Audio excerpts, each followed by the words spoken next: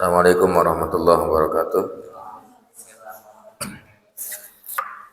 Bismillahirrahmanirrahim. Alhamdulillahirabbil alamin. Nahmaduhu wa nasta'inuhu wa nastaghfiruh. Wa na'udzu billahi min syururi anfusina wa min sayyiati a'malina. May yahdihillahu fala mudilla lahu wa may yudlil fala hadiya lahu. Asyhadu an la ilaha illallah wa la syarika lahu.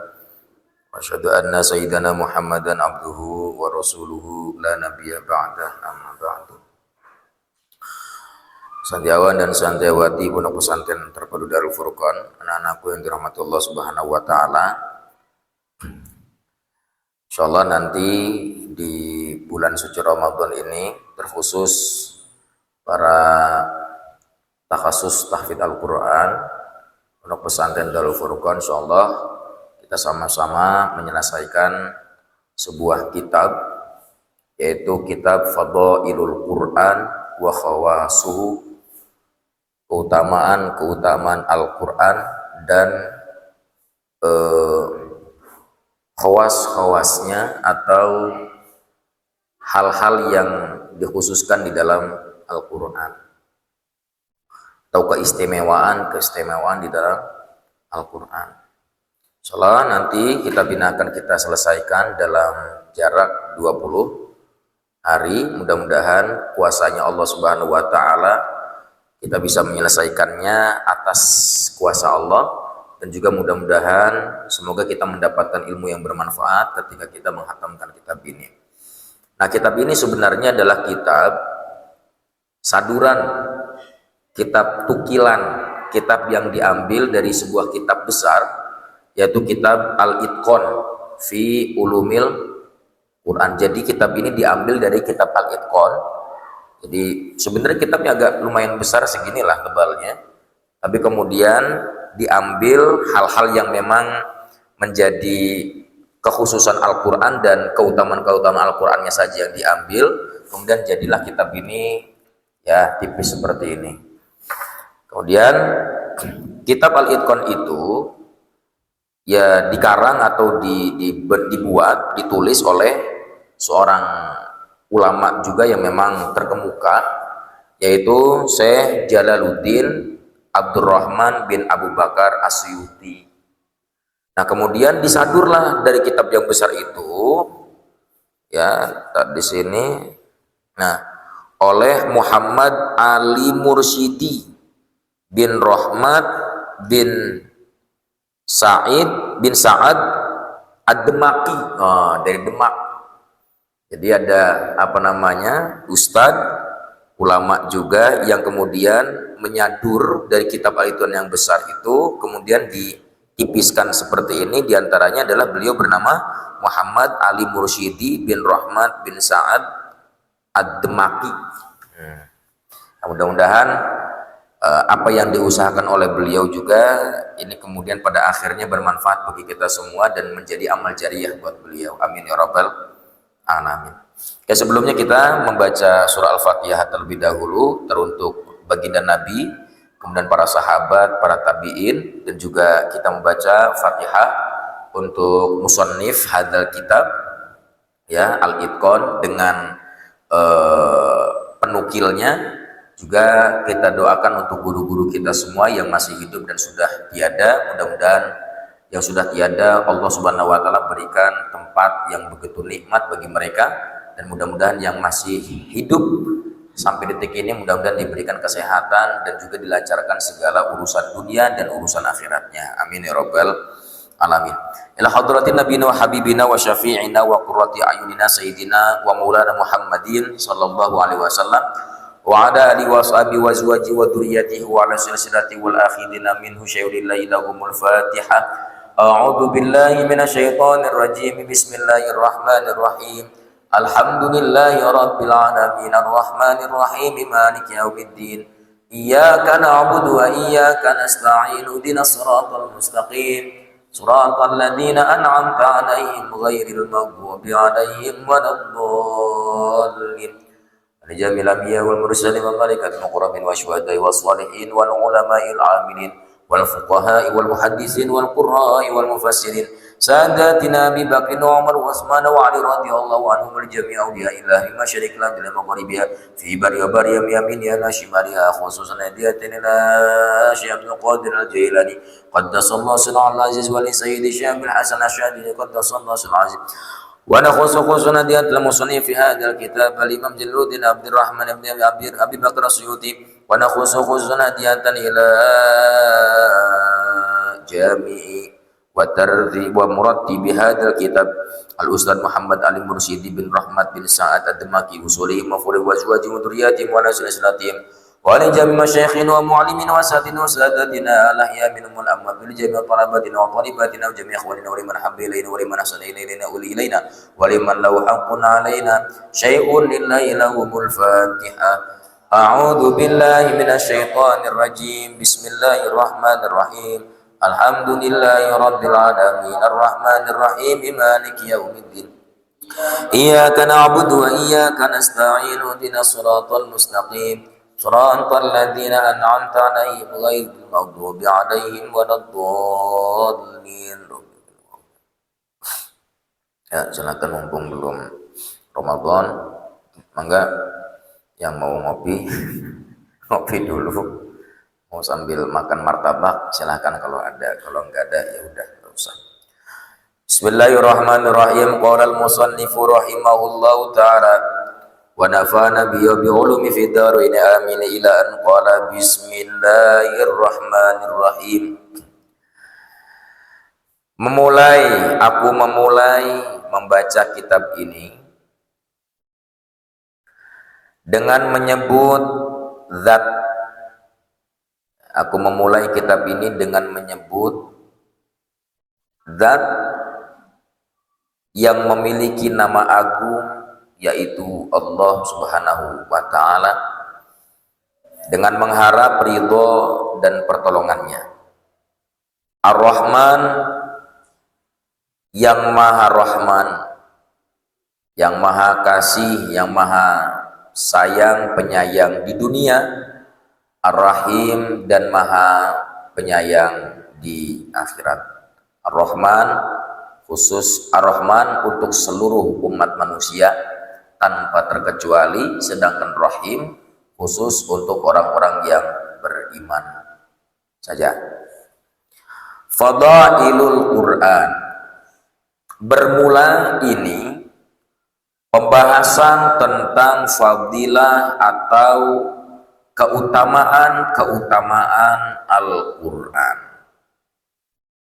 Jadi insya Allah nanti kita akan bahas beberapa fadilah Al-Quran atau keutamaan bagi orang yang mempelajari Al-Quran, bagi orang yang menghafalkan Al-Quran, bagi orang yang mempelajari serta ingin memahami Al-Quran.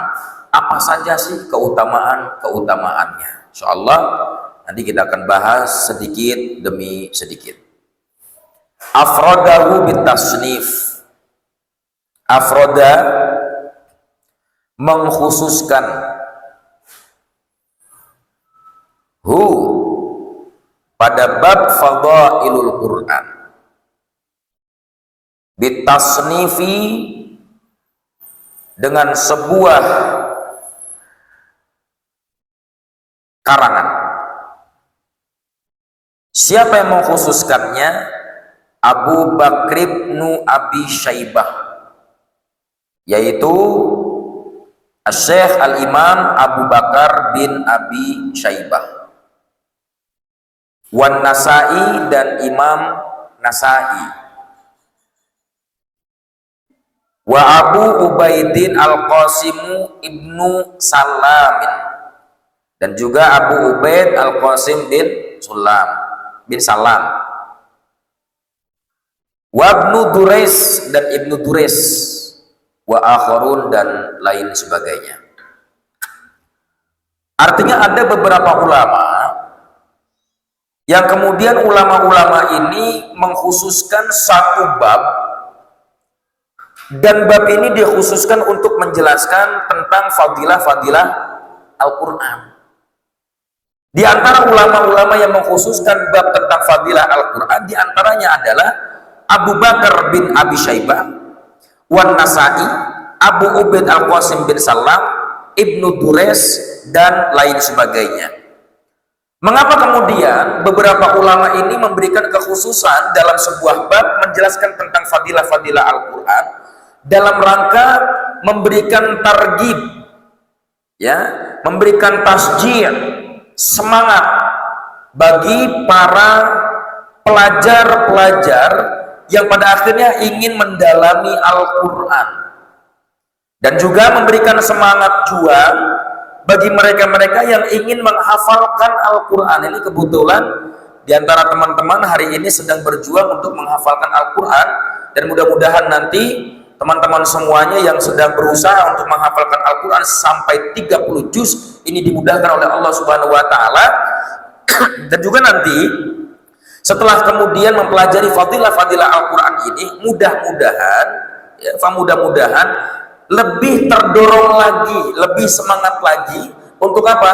Untuk bagaimana kita betul-betul berusaha berjuang sampai kemudian 30 juz hafal, bahkan sampai kemudian hafalan itu terpatri di dalam hati dan mungkin tidak ada ae-aean lagi. Amin ya rabbal alamin.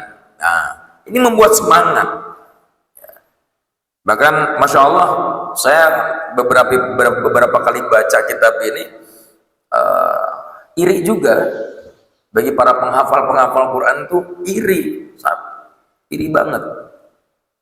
Mengapa tidak? Nantilah kita bahas satu persatu dalam kitab ini. Irinya luar biasa, pahalanya gede banget masalahnya, Ulin. Gede pahalanya. Mungkin kayaknya nanti setelah hatam kitab ini, Ustaz Irfan insya Allah nanti tidak lama lagi akan menghafalkan Al-Quran. Ya. Nah, beda dengan Satria. Kalau Satria setelah menghatamkan kitab ini, bukan Quran yang dihafal, Taurat sama Zabur. Hey.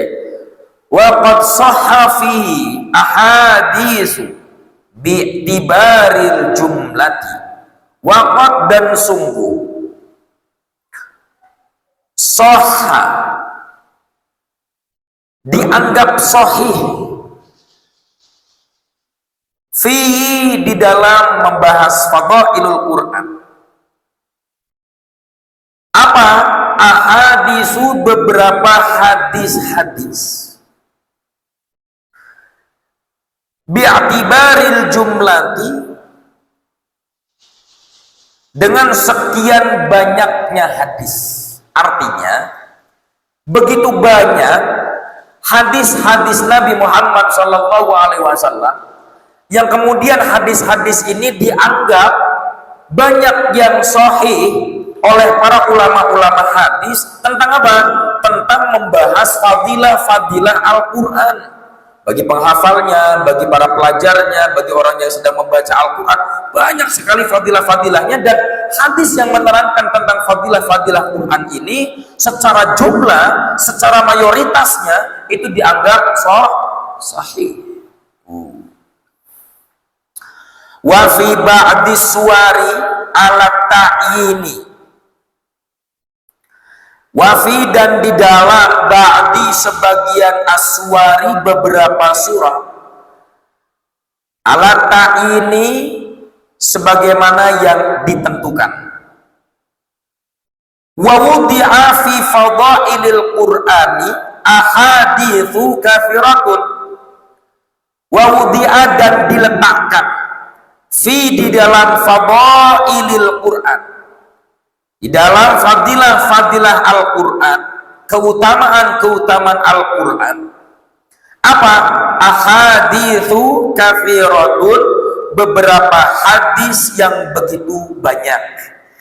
Banyak sekali hadis-hadis yang diletakkan, yang menjelaskan tentang fadilah-fadilah Al-Quran. Walidhalika, oleh karena itu, sannaftu, aku menyusun kitaban, sebuah kitab, samaitu, yang aku namakan kitab tersebut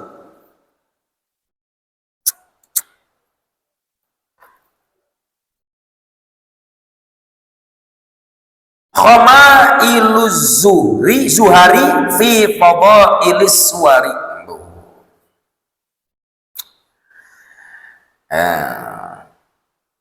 Oleh karena itu sunnatu aku menyusun kitaban sebuah kitab sama itu yang aku namakan kitab tersebut dengan Khama'iluz Zuhari fi Fadailis Suwari.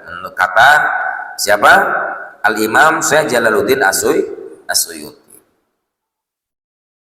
Kharrartu fihi ma laisa bimawdu'in.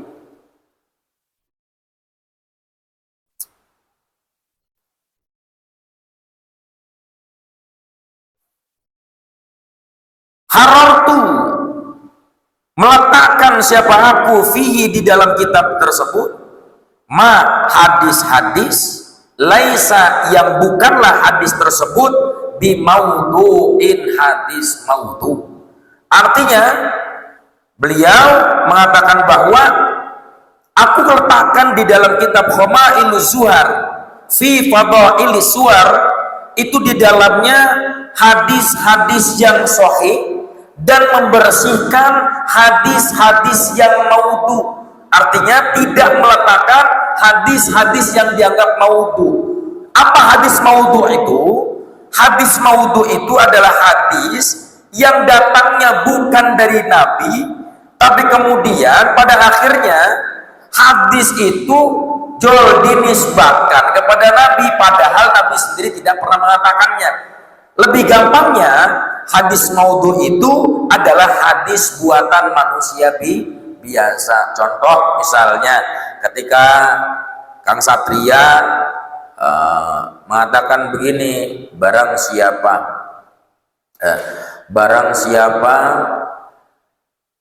yang loncat dari gedung 5 lantai, maka pastikan dia akan masuk surga dengan cepat.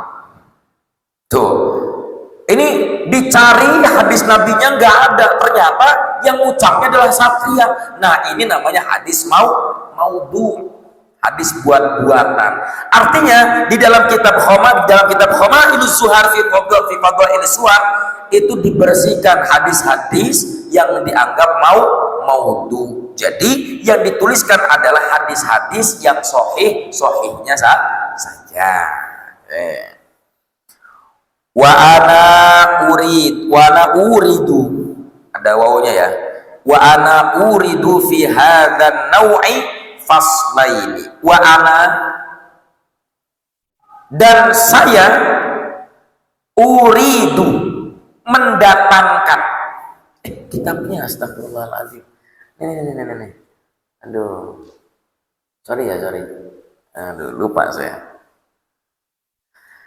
Wa ana, dan saya uridu mendatangkan fi hadza, di dalam hadzal nau'i, pembahasan ini atau macam ini, faslaini, 2 fasal.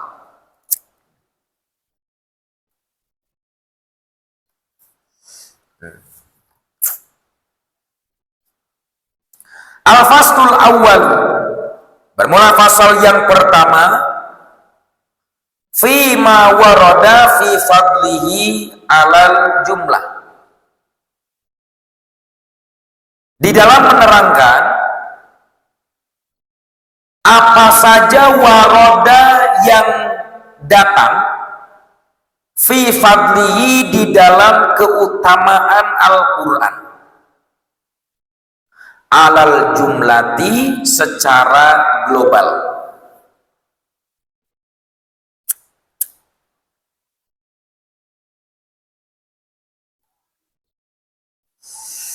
Di dalam pasal yang pertama ini nanti akan disebutkan beberapa hadis yang kemudian hadis ini menerangkan tentang fadilah-fadilah Al-Quran, tapi secara global saja, secara universal atau secara umum saja, tidak kemudian dibahas secara rinci. Karena khawatir apa? Khawatir kelamaan. Kalau rinci ya kita bacalah kitab Al-Itqan, insyaallah nanti kita hatamkan ya setahun lah. Bentar.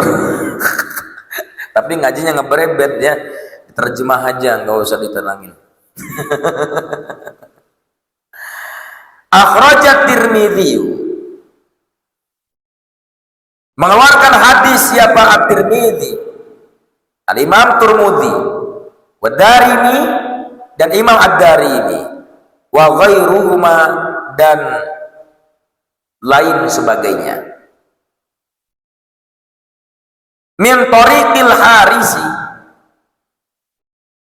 dari jalur Al-Haris Al-A'war, dari jalur Imam Haris Al-A'war. An Aliin, dari Sayyidina Ali bin Abi Thalib.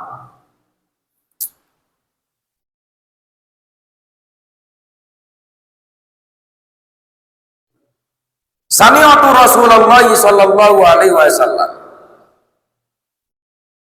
mendengar aku Rasulullah, ucapan baginda Rasulullah sallallahu alaihi wasallam, yaqulu, berkata, bersabda, satakunu fitanun, satakunu akan terjadi, fitanun berbagai macam ujian, fitnah. Nabi mengatakan bahwa nanti di akhir zaman, sedirfan, akan terjadi begitu banyak fitnah, akan terjadi begitu banyak ujian yang menimpa umat baginda Nabi Muhammad sallallahu alaihi wasallam. Kemudian qultu, Sayyidina Ali bin Abi Thalib bertanya, qultu, aku bertanya, kata Sayyidina Ali bin Abi Thalib, fama al-makhraj, maka itu apa?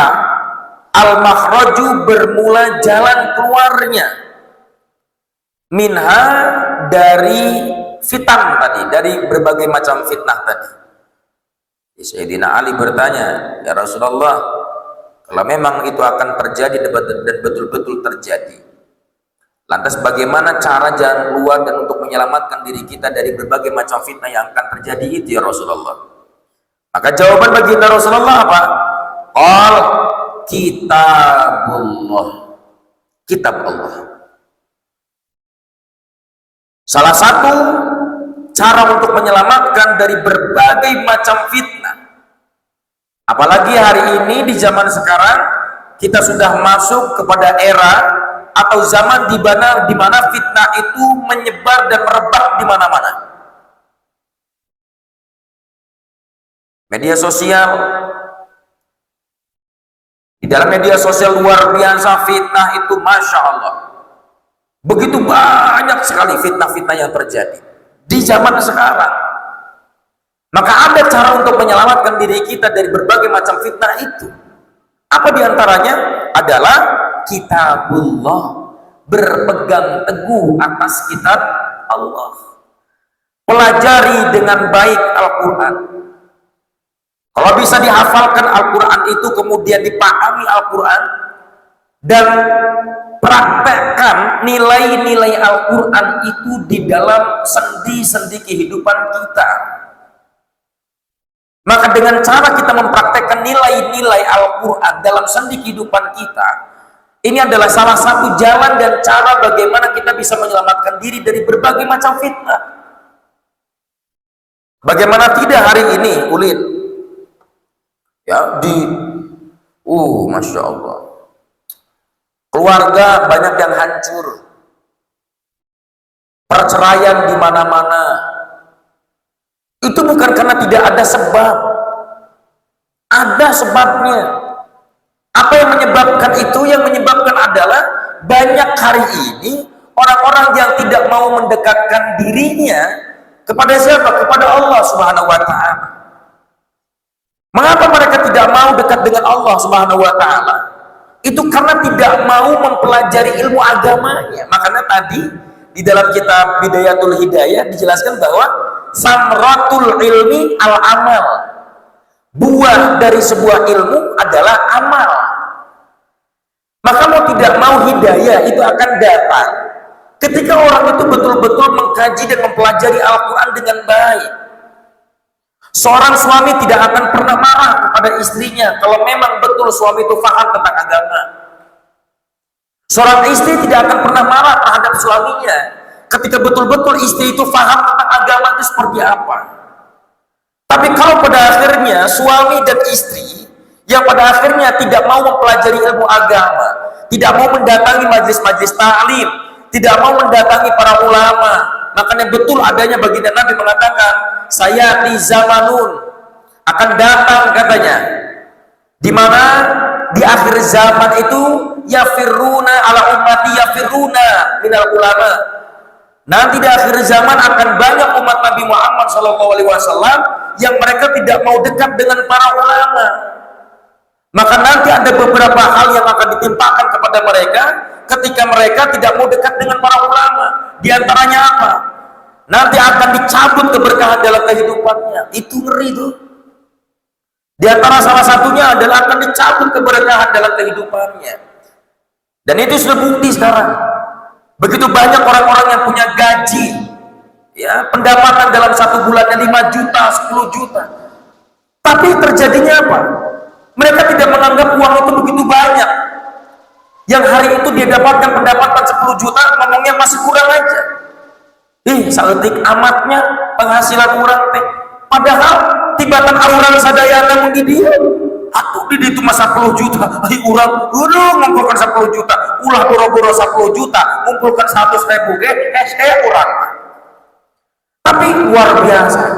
Bagaimana tidak, Ulin, Novia, ketika kita di pondok. Jauh dari kata duniawi, jauh kita ini dari kata-kata hubud dunia. Iya, tapi coba kita perhatikan, kita makan enak 3 kali dalam sehari kita masih bisa makan. Ya, apa bedanya dengan orang-orang yang punya gaji 10 juta? Sama. Mereka makan, kita juga makan. Mereka makan nasi, kita juga makan nasi. Mereka bahagia, kita juga bahagia. Mereka ruwet, kita juga punya keruwet. Apa bedanya? Nggak ada bedanya. Yang membedakan cuma satu, apa? Berkah. Kita itu dipenuhi dengan keberkahan yang luar biasa dari Allah. Sekalipun hari ini dari sisi keuangan kita tidak punya apa-apa, dari sisi jabatan kita tidak punya apa-apa, tapi ternyata kita masih nikmat hidup, ibadah masih tenang-tenang saja, nggak ruwet, ibadah kita masih bisa khusyuk, iya kan? Jadi masih santai, masih tenang-tenang saja. Jadi tidak ada beda, yang membedakan kita adalah keberkahan. Apalagi di pondok pesantren yang pada akhirnya notabene yang dari mulai pagi hari sampai kemudian sampai jam 10 malam kita tetap terus yang dikaji adalah ilmu lagi, dan yang kita kejar adalah ridhonya Allah Subhanahu wa taala. Ingat, seketika seorang hamba itu kemudian mengejar ridhonya Allah Subhanahu wa taala, maka di saat itu Allah akan mengiyakan apa yang dituju oleh seorang hambanya. Maka pastikan ridho Allah akan kita dapatkan. Kalau Allah sudah ridho, ketenangan dalam jiwa, ketenangan dalam hati itu akan terbentuk sendiri. Nanti silakan kamu bedakan ketika kalian pulang ke rumah. Yang ada, kamu dapatkan ketenangan, apa kamu dapat keruwetan ketika pulang ke rumah? Beda pasti. Kabar saya, buktikan. Nah ya, kenapa begitu Ustaz? Kenapa begitu Kak Satria? Karena tanyakan di rumah Anda, sudahkah Al-Quran dibaca di rumah Anda? Apa boleh jadi jarang dibacakan Al-Quran? Apa boleh jadi tak pernah sama sekali Al-Quran itu dibacakan di dalam rumah? Maka boleh jadi ketika rumah itu tak dibacakan bacaan Al-Quran, keberkahan itu akan hilang. Maka pastikan nanti, kalau rumah kalian nanti ketika kalian pulang ke rumah tidak dibacakan ayat-ayat suci Al-Quran, kamu pulang lagi ke pondok itu nanti banyak curhatan yang ada.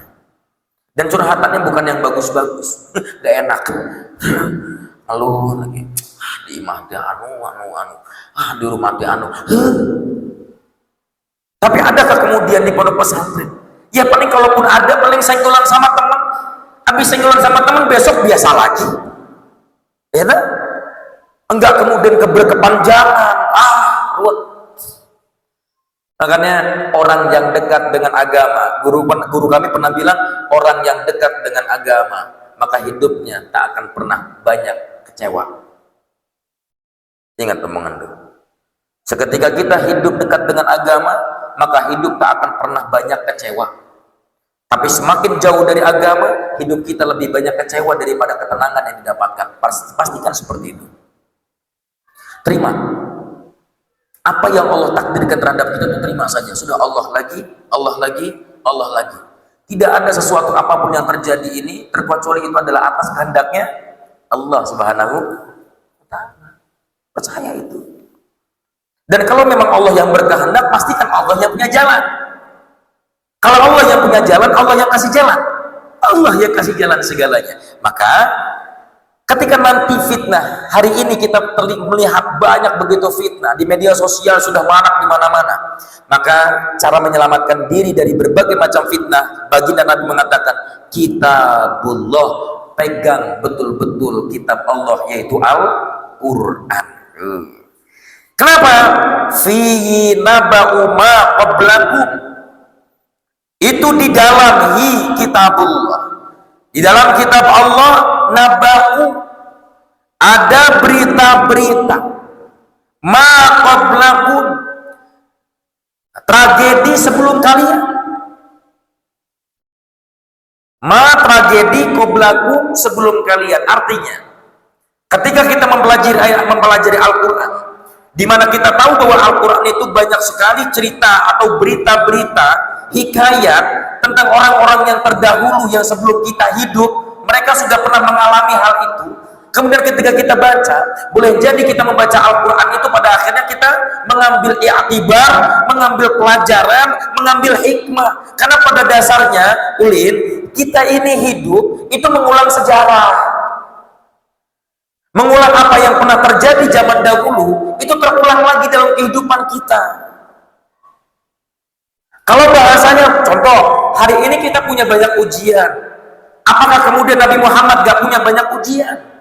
Banyak. Kita bilang, aku adalah manusia yang begitu banyak diuji oleh Allah. Loh, ujian kita tidak akan pernah sepantar dengan Nabi Muhammad Shallallahu Alaihi Wasallam. Gak akan sepantar dan tidak akan pernah sepadan. Karena memang ujian para nabi itu lebih berat dibandingkan dengan ujian kita hari ini. Kalau kita mengatakan bahwa kita punya banyak ujian, loh, Nabi Muhammad banyak ujiannya. Tapi apa yang kemudian disadarkan oleh baginda Nabi Muhammad SAW? Fasbiru warobitu. Fasbiru, aqimus sholat, fasbiru. Lagi-lagi sholat, sabar, sholat, sabar, sholat, sabar. Karena memang tidak ada cara lain untuk menyelesaikan berbagai macam ujian itu terkecuali dengan jalan sabar.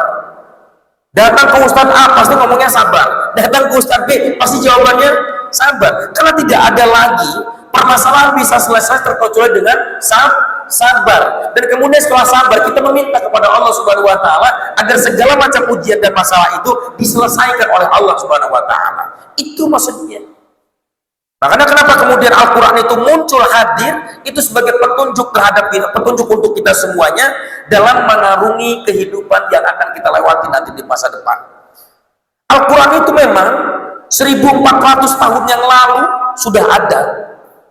Bahkan Al-Quran itu sudah ada di zaman azali. Kemudian turun kepada baginda Nabi Muhammad SAW, dan ternyata Al-Quran sampai detik ini itu masih relevan. Sampai kapanpun Al-Quran akan tetap relevan. Kenapa?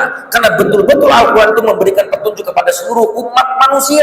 Bukan hanya umat muslim saja, tapi seluruh umat manusia bisa mengambil ibrah pelajaran dan mengambil petunjuk dari Al-Quran. Makanya betul bahwa dalam Al-Quran ada berita atau tragedi-tragedi tentang apa yang sudah pernah terjadi dahulu yang kemudian nanti kita ambil ibrah pelajarannya dari hal itu.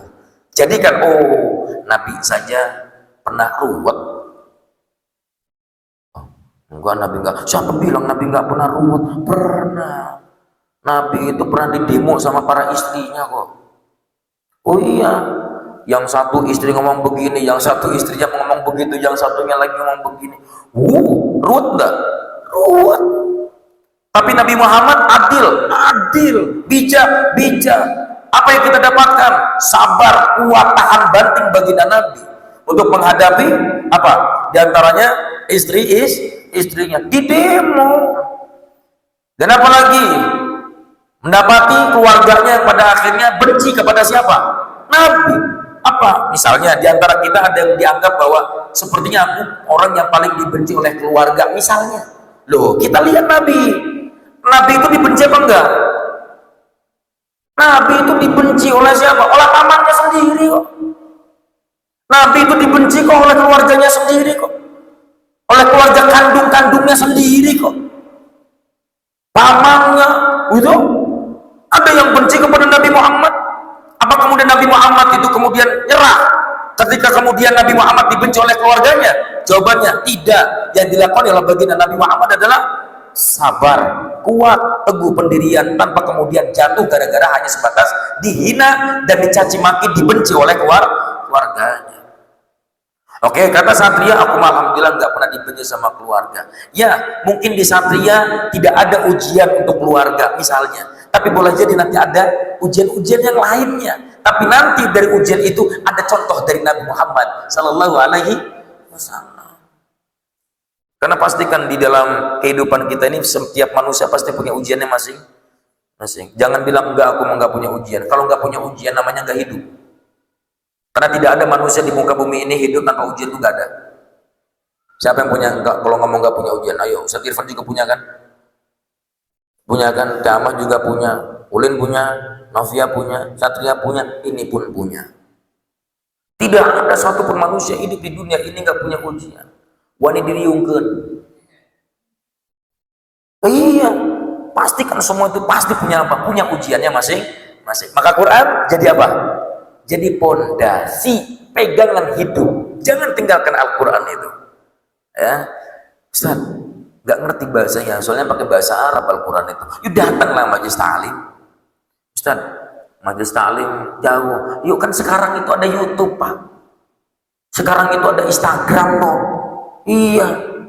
Lihat aja, lihat YouTube, lihat Instagram. Boleh Ustaz? Boleh. Tapi ya kalau ngikutin apakah hal ini bid'ah atau tidak, ya jatuhnya bid'ah.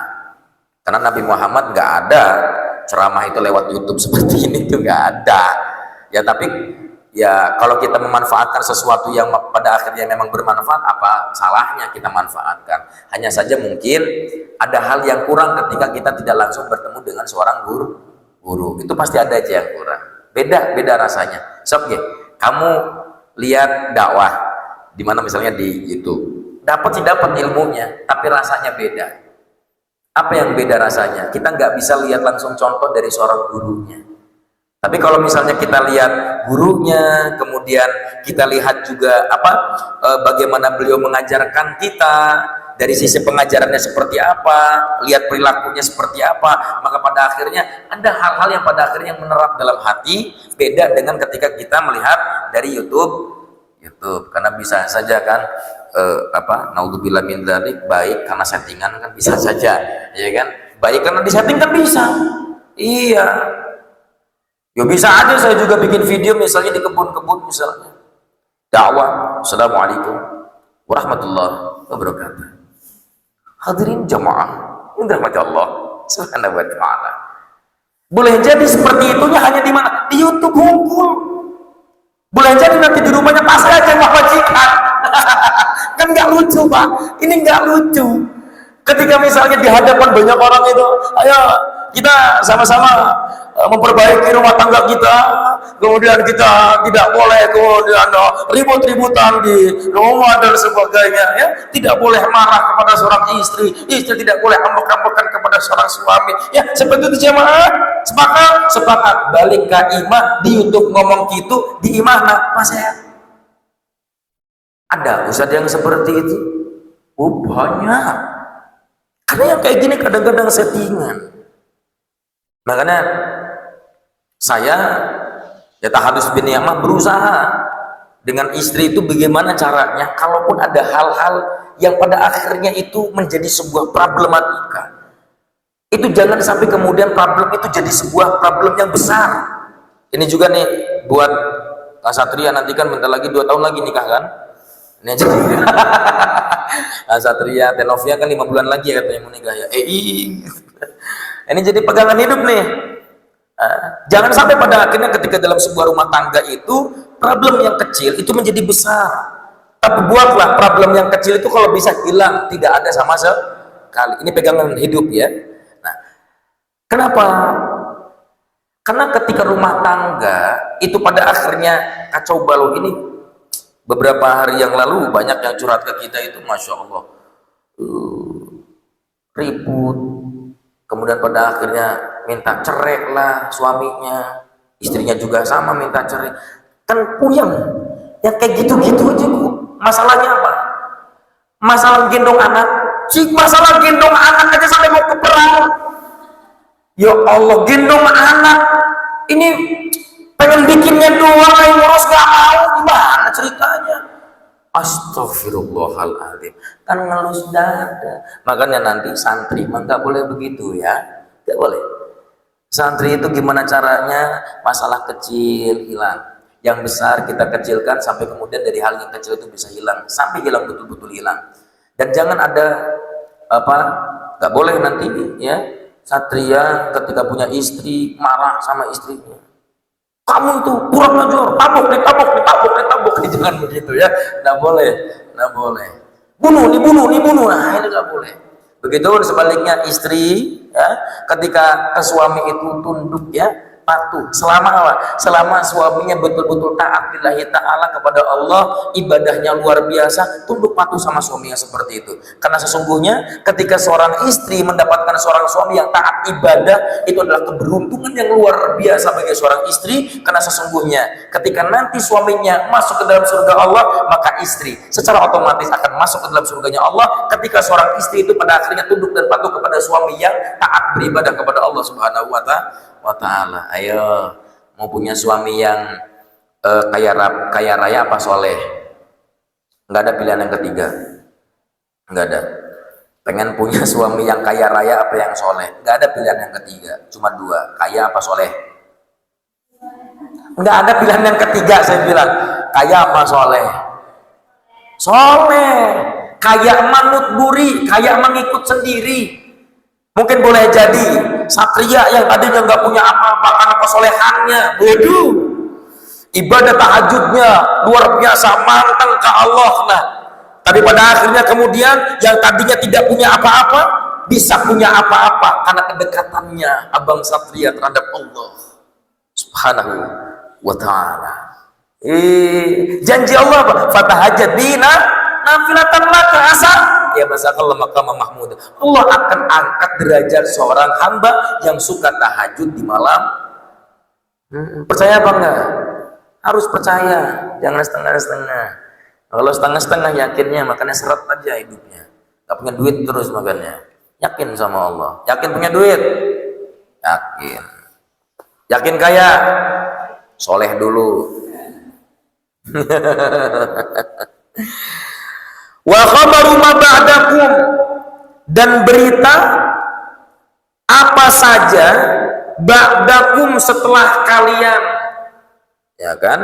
Bagaimana ketika dalam Al-Quran itu juga menjelaskan tentang apa? Hari kiamat, kiamat itu nanti seperti ini, seperti itu akan terjadi itu. Al-Quran itu lengkap. Yang sudah terjadi dijelaskan, yang belum terjadi pun dijelaskan. Masya Allah. Tuh, terusin dikit lagi nih. Huwa al-hablul matin. Huwa Al-Quran adalah al-hablu, tali al-matin yang sangat kuat. Sehingga karena Al-Quran itu ibarat seperti tali yang sangat kuat, maka kita sebagai hamba Allah itu harus betul-betul berpegangan pada tali yang kokoh itu. Jangan kemudian kita lepaskan tali kokoh itu, pegang erat-erat, jangan sampai pada akhirnya kita lepaskan, bahkan mungkin boleh jadi kita putuskan tali yang kuat itu. Jangan. Kita pegang erat-erat sehingga pada akhirnya kalau kita berpegangan pada tali itu, kita akan selamat dari berbagai macam fitnah, kita akan selamat dari berbagai macam ujian-ujian yang akan menghadapi dan menghadang di dalam kehidupan kita. Kuatkan.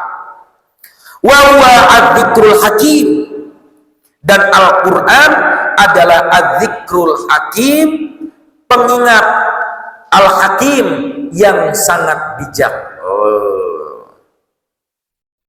Ya, jadi Al-Quran itu pengingat. Bahkan pengingatnya Al-Quran itu bijak sekali. Banyak hal-hal yang kemudian sebagai nasihat dalam kehidupan kita di dalam Al-Quran itu semuanya rata-rata bijak sekali. Bagaimana tidak? Nabi Muhammad, Allah Subhanahu Wa Taala itu kalau sudah mengumpamakan sesuatu dengan bahasa-bahasa yang indahnya kan, bahkan satria ahli balaghah sekalipun itu untuk mengartikan Al-Quran itu mikirnya 750 kali kan, karena saking apa? Penuh syarat dengan kata-kata bijak, kata-kata yang memang pada akhirnya tidak sampai menyakitkan siapapun. Itulah Al-Quran, bijak sekali Al-Quran itu. Wa hukmu bainakum, cukup sampai situ dulu, nanti kita lanjut lagi tong ngegas teuing, khawatir nanti ke sana di bulan suci Ramadannya takut ngelendoy. Ya, masih ada 20 hari lagi, sabar, mudah-mudahan kita bisa hatam kitab ini, amin ya rabbal alamin, atas kuasa Allah dan atas karunia-Nya Allah Subhanahu wa taala. Wallahul muwaffiq ila aqwamit thoriq. Wassalamualaikum warahmatullahi wabarakatuh.